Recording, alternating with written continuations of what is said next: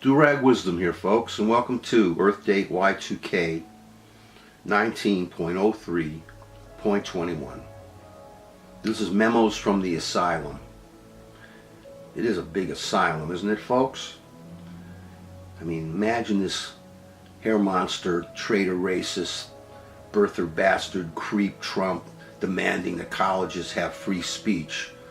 He is so double-think, as if he is the protector of free speech, right? The creep that's calling the press, the free press, the enemy of the people. He's calling for free speech on campuses. Well, this comes in the wake of one of these conservatives getting his hat or something knocked out of his hand. And that's for another topic, for another time, folks, because I'm not for inhibiting anybody's free speech, whether I agree with them or not. But the way he's using it, what a totalitarian this creep is, right? So let's start today, a few things about the insane crap that's going on, besides this free speech issue that this bastard Trump is bringing up. Please be aware that the fight between the Conways is a distraction designed to keep us dancing to the Trump St. Vitus dance. Trump is under investigation in over 16 cases. The Mueller investigation deals with the Russian conspiracy problem.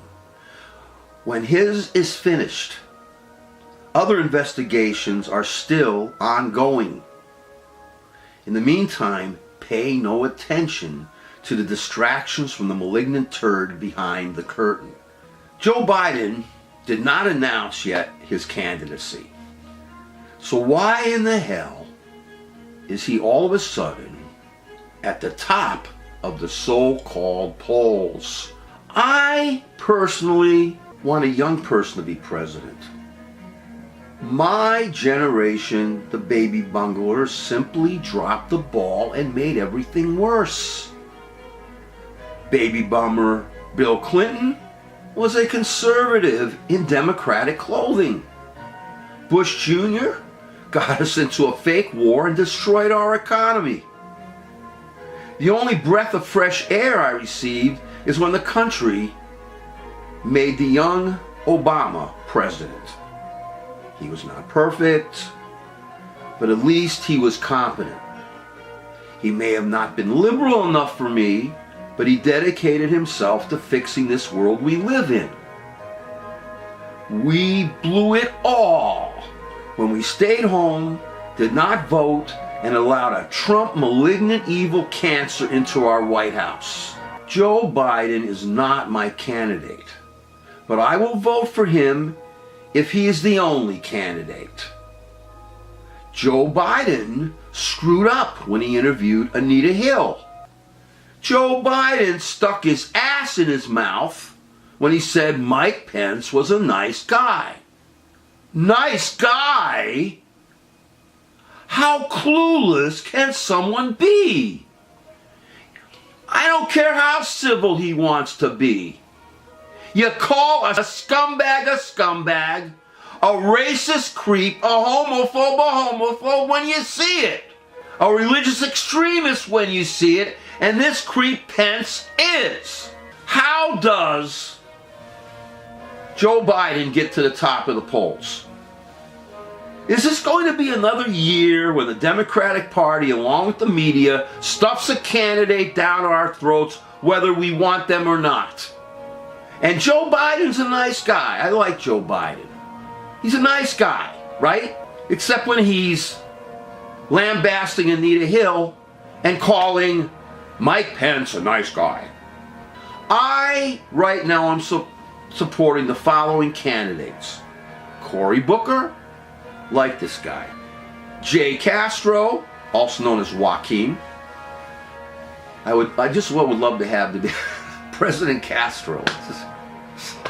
Kamala Harris, Liz Warren with some caveats, and Bernie Sanders with the same caveats. This list will grow as there are other candidates I am studying. If Bernie Sanders wins the nomination, I expect him to pick a very young running mate. I personally prefer someone not only young to run, but I would like to have someone of color to run. We have a diverse country, which will not be represented if we nominated another in a long line of white men to be in the highest office of our land. And I'm not trying to be prejudiced against the white race in any shape, way, or form. This is a time of generational change. The baby boomers must now retire into obscurity and allow the young people who have skin in the game to run and to win. My generation has been the stewards of planet destruction, international terrorism, ongoing racism, anti-Semitism, homophobia, xenophobia, and the stupefaction of our entire world. Reality TV, oh wow! We are the stewards, the baby boomers, of death and destruction to all life on this planet. This is sad. When we boomers started out, we were mass protesters. Free love, tune in, tune out, blah, blah, blah. Smoke dope, blah, blah, blah. Free love, blah, blah. Did I say it already? We were like mass protesters of our time. I thought that my generation was finally going to change the world. But they did just the opposite and made it even worse. Again, we must have generational change in our politics, especially if our planet is going to survive, and we are going to survive. We must get rid of the electoral college, the racist, the slave-supporting electoral college. We must tax the rich for the privilege they have enjoyed making money here. We must establish term limits for federal judges. We must establish judicial ethics to be observed by the Supreme Court. Supreme Court justices as well as lower court federal justices should be picked by the voters and not by a party or a president. We must establish a national holiday for Election Day once and for all. And for the sake of the future, we must support a Green New Deal. We need competence, we need vision, we need humanity. I'm talking about humane humanity, not the savage, naked ape kind.